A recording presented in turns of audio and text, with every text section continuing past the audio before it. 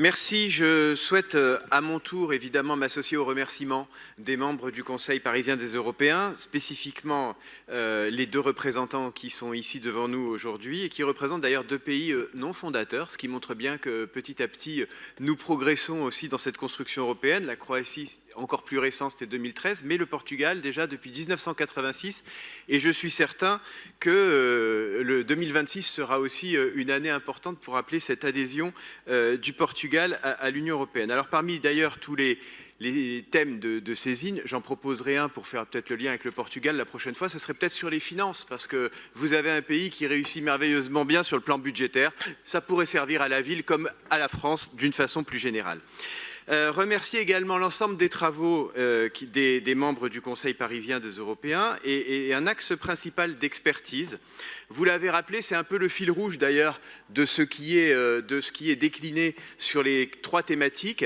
C'est ce qu'on appelle en franglais le benchmarking des capitales européennes. Alors vous voyez, ça m'a fait vraiment plaisir de pouvoir le lire aujourd'hui et de pouvoir l'entendre de votre part, parce que c'est ce que nous avons proposé depuis des années, nous, dans l'opposition parisienne, mais nous, quand nous le proposons, vous voyez, c'est du Paris bashing. Vous êtes un peu plus écoutés, tant mieux. C'est bien, et je suis d'ailleurs content que ce soit partagé par l'ensemble des orateurs que j'ai entendus, parce qu'on a beaucoup à apprendre des expériences européennes. Pour revenir, parce que j'avais préparé une intervention, mais en vous écoutant, j'ai voulu apporter peut-être quelques modifications sur les trois principaux axes que vous avez développés. Je pense notamment à la végétalisation. Vous avez parlé notamment de l'impact sur la mobilité. Là aussi, la végétalisation, c'est un sujet dans le plan climat qui est voté, d'ailleurs, je le rappelle, à l'unanimité de notre Conseil de Paris.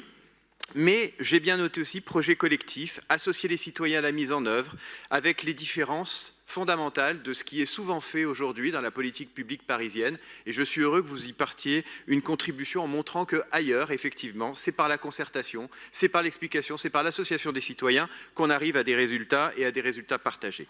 Sur la culture, vous l'avez rappelé, une première saisine en 2023. J'avoue qu'à la lecture du rapport, j'avais eu un peu de mal à comprendre pourquoi on se saisissait à nouveau du sujet. J'ai compris que le réseau des capitales européennes, en fait, était aujourd'hui insuffisamment peut-être mis en valeur. Je dirais quid des politiques européennes qui sont très importantes et qui peuvent aujourd'hui être un appui à votre action. J'ai eu la chance, notamment par les capitales de la culture qui sont régulièrement un lieu important. J'ai eu la chance de pouvoir paraître à Lituanie, à Kaunas, et de découvrir aussi toute une culture par ces réseaux. Donc je pense que nous devons aussi nous y appuyer beaucoup plus et puis renforcer ce qui existe plutôt que de nouvelles structures. Vous avez entièrement raison et c'est ce que nous dénonçons d'ailleurs régulièrement ici. Et sur l'éducation à l'image, c'est un point très positif que vous avez également souligné. Enfin, sur la citoyenneté européenne, je voudrais dire que l'info sur les droits, la simplification, oui. La communication est pertinente, l'évaluation aussi. Je voudrais aussi peut-être dire qu'il y a souvent une crainte de la part des citoyens européens de perdre leur droit de vote dans le pays d'origine. Et c'est aussi un obstacle.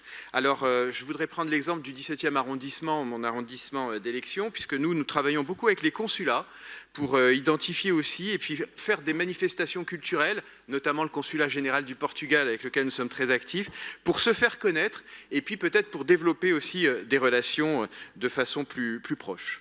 Sur le sport, votre vœu est légitime, il s'inscrit après une année olympique et nous le voterons bien évidemment.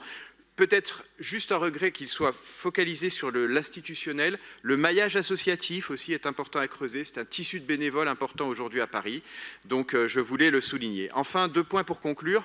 Le jumelage Paris-Rome, il a été évoqué. En tant qu'élu du 17e, je ne peux pas passer à côté. Le métro Rome, la rue de Rome. On s'y associera évidemment, bien évidemment, en 2026.